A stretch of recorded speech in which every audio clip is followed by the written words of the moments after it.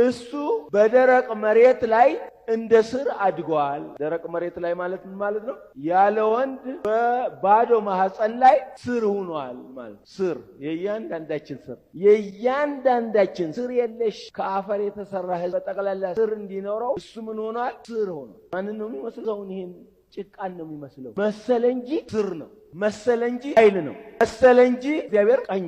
እንግዲህ አንተ ማን ነህ? ችግሩ ይሄ ጥያቄ በዛ ዘመን አይን ላላቸው ሰዎች አያዋጥ። ምክንያቱም ከማርያም ተወልዷል። ዮሴፍ ከማርያም ጋር ነው ያለው። ሁለት ስለዚህ አንተ የዮሴፍ ልጅ አይደለም፣ አንተ የማርያም ልጅ አይደለም ማለት ቀላል ነው። በዛ ዘመን አይን ለነበራቸው ሰዎች፣ የሥጋ አይን ለነበራቸው ሰዎች አሁንም ምስጢር ስለሆነ አንተ ማን ነህ ለመሆኑ ምንድነው? አንተ ማን ነህ? ኢየሱስም መለሰ ከመጀመሪያ ለእናንተ የተናገርሁ ነኝ። እግዚአብሔርን ማንን ይመስላል? አዳምን ይመስላል? አይደለም። አዳም ነው እግዚአብሔርን መምሰል ያለበት እንጂ እግዚአብሔር አዳምን አይመስልም። ክርስቶስ ብቻ እግዚአብሔርን ሲመስል፣ ሌላ ሰው ግን እግዚአብሔርን አይመስልም። ገና ነው። ሁሉ ሰው ክርስቶስን እስካለበሰ ድረስ እግዚአብሔርን መምሰል አይችልም። በደረቅ መሬት ላይ ወይም ደግሞ እንቁላልም ሆነ ዘር የሌለበት ቦታ ላይ ቃል ሥጋ ሆነ የሚለው አማርኛ የማይቻል ቦታ ላይ የሚቻል ነገር ተፈጠረ ማለት ነው። እግዚአብሔርም ሰውን በመልኩ ማነው መልኩ? ኢየሱስማ የትላንትና ካላችሁ መልሳችሁ ምን? በኩር ነው። ከፍጥረት ሁሉ በፊት ምንድነው? በኩር ነው። የፍጥረት አዳም ሳይቀር ሔዋን ሳትቀር የማርያም ማህፀን ሳይቀር የፍጥረት ሁሉ ማነው? በኩር ነው። የመጀመሪያ ተነስቶ ሰማይ ላይ ቁጭ ያለ ሰው ማነው? እሱ ብቻ ነው። በስጋው በኩል የእንትና በመንፈስ በደሙ በኩል የእንትና አይባልም። የሚጣል ነገር የለውም። ኢየሱስ ሙሉ በሙሉ ቃል ሥጋ ሆነ፣ ጸጋና እውነት ተሞልቶ በማርያም አደረ። ማርያም ደግሞ የኛ ወኪል ስለሆነች በእኛ አደረ። ይሄ ቃል ሰማይን ፈጠረ። ምድርን ፈጠረ፣ አፈርን ፈጠረ። ለመሆኑ እናንተ ስታስቡት ከፈጠረው አፈር ሥጋ ይዋሳል? ስንትና ርቀት ያለው ሊደረስበት የማይችል ርቀት ያለውን ነገር የፈጠረ እግዚአብሔር ሥጋ አይሆንም ብሎ ማለት ምን ማለት ነው መሰላችሁ? ራስን መሐይም ማድረግ። ማርያምም ራሷ ተጠመቀች። ለማንን ለመልበስ? ኢየሱስን ለመልበስ። በመንፈስ ቅዱስ ተሞላ። መድኃኒቴና አምላኬ አለች። ማርያም መዳን ያስፈልጋት። እኔ ምንኛ እናንተ ምንኛ ሞኞች አትሆኑ። ማርያም እንደሆነች ብልጥ ናት፣ ገብቷታል። እግዚአብሔር ነግሯታል። እሷ እንደሆነች ለብሳለች። የኔ ልጅ ነው አላለችም። አረ ይሄ ምንድን ድንቅ ነው እያለች በልቧ ትይዘው ነበር አለ። አማርኛውም ልክ፣ ነገሩም ልክ፣ ንጥረ ነገሩም ልክ፣ ሁሉ ነገሩ ልክ የሆነ እምነት ስላገኘን እግዚአብሔርን ማመስገን ይገባናል።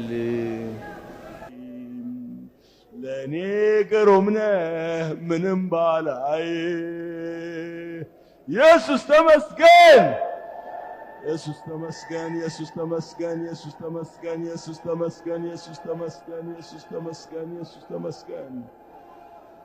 ሃሌሉያ።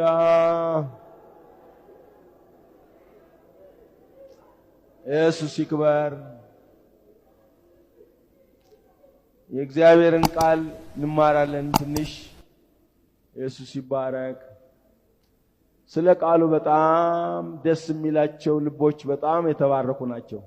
የእግዚአብሔርን ቃል የሚወዱ ሰዎች እስቲ እንደው የምትወዱ ሰዎች እጃችሁን ለእግዚአብሔር ስጡና ኢየሱስ ስለ ቃሉ ይባረክ።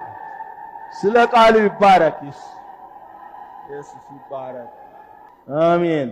ትንሽ እንማራለን። እግዚአብሔር ይባርካችሁ። አንድ ቃል አንበን ቁጭ እንልና እንማራለን።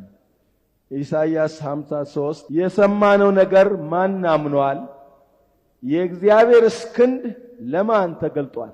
በፊቱ እንደ ቡቃያ ከደረቅም መሬት እንደ ስር አድጓል። አሜን። መልክና ውበት የለውም፣ ባየነውም ጊዜ እንወደው ዘንድ ደምግባት የለውም። የተናቀ ከሰውም የተጠላ የሕማም ሰው ደዌንም የሚያውቅ ነው። ሰውም ፊቱን እንደሚሰውርበት የተናቀ ነው፣ እኛም አላከበር ነው። ኢየሱስ ይባረክ። አሁን እኛ ግን ወደ ማክበር እግዚአብሔር እየጠራን ነው። ልናየው ነው። ይሄ ማን ነው? ኢየሱስ ይባረክ። ቁጭ እንላለን። እግዚአብሔር ይመስገን። ይሄ ማን ነው? አሁን ደግሞ ለእያንዳንዳችን ይሄ ኢየሱስ ማን ነው? ዋናው ገና ነው።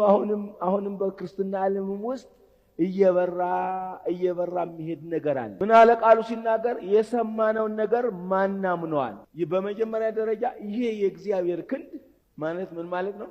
ይሄ የእግዚአብሔር ኃይል ለማ ተገልጧል እና እሱ በደረቅ መሬት ላይ እንደ ስር አድጓል።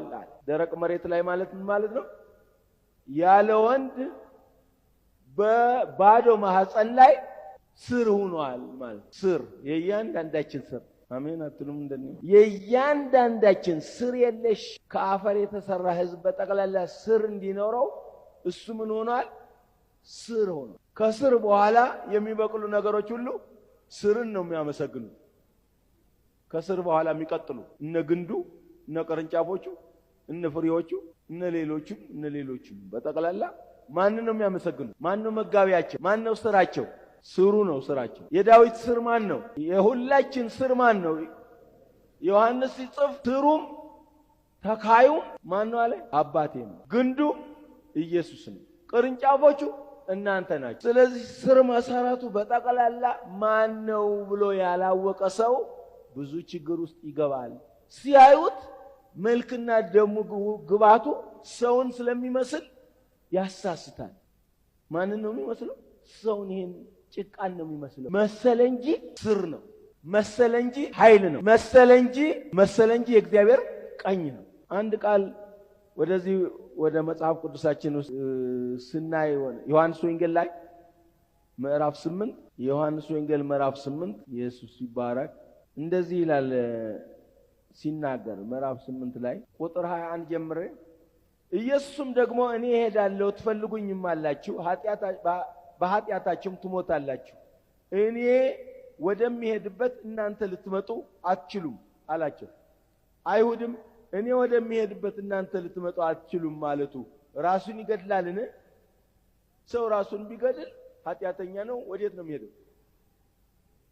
ወደ ገሃነም እሳት። እኛ ግን ወደ መንግስተ ሰማያት ነው የምንሄደው የአብርሃም ዘር ስለሆነ ብለው ስለሚመኩ አንተ ራስህን ገድለህ ወደ ሲኦል ትሄዳለህ፣ እኛ ወደ ገነት ነው የምንሄደው አሉ። እሱ ግን የሚሄድበት ቦታ ያንን ስር የሆነውን የዘላለም ክንድ የሆነውን ኃይል የሆነውን ቃል የሆነውን ወደሚሄድበት ዓለም ውስጥ መሄድ የሚያሳይ መንገድ ነው እያሳያቸው። እኔ ወደሚሄድበት አትሄዱም እናንተ፣ እኔ መንገድ ነኝ፣ እኔ እውነት ነኝ፣ እኔ ህይወት ነኝ፣ እኔ ወደሚሄድበት ቦታ ልትሄዱ አትችሉም። እናንተ ራሱን ሰቅሎ ይሄድበታል ብላችሁ የምትሉት አገር ነው የምትሄዱት። እናንተ ከታች ናችሁ፣ እኔ ከላይ ነኝ። እናንተ ከዚህ ዓለም ናችሁ፣ ከጭቃ ናችሁ። እኔ ከዚህ ዓለም አይደለሁም፣ ከጭቃ አይደለሁም። እንግዲህ በኃጢአታችሁ ትሞታላችሁ አልኋችሁ። እኔ እንደሆኑ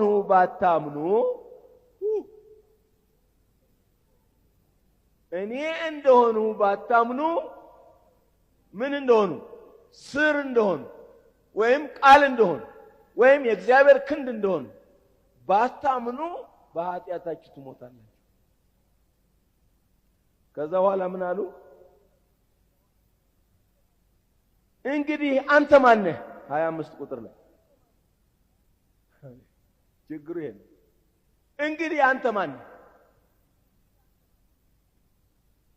እሺ ይሄ ጥያቄ በዛ ዘመን አይን ላላቸው ሰዎች አያዋጣም። ምክንያቱም ከማርያም ተወልዷል፣ አንድ ዮሴፍ ከማርያም ጋር ነው ያለው፣ ሁለት ስለዚህ አንተ የዮሴፍ ልጅ አይደለም፣ አንተ የማርያም ልጅ አይደለም ማለት ቀላል ነው በዛ ዘመን አይን ለነበራቸው ሰዎች፣ የሥጋ አይን ለነበራቸው ሰዎች። ግን አሁንም ገና ነው፣ አሁንም ምስጢር ነው። አሁንም ምስጢር ስለሆነ አንተ ማን ነህ ለመሆኑ? ምንድነው አንተ ማን ነህ? ኢየሱስ መለሰ ከመጀመሪያ ለእናንተ የተናገርሁ ነኝ።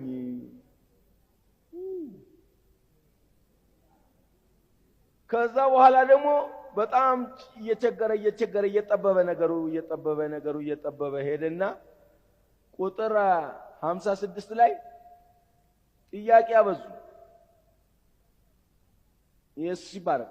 አባታችሁ አብርሃም ቀኔን ያይ ዘንድ ሐሴት አደረገ አየም ደስም አለው። አይሁድም ገና 50 ዓመት ያልሆነ አብርሃም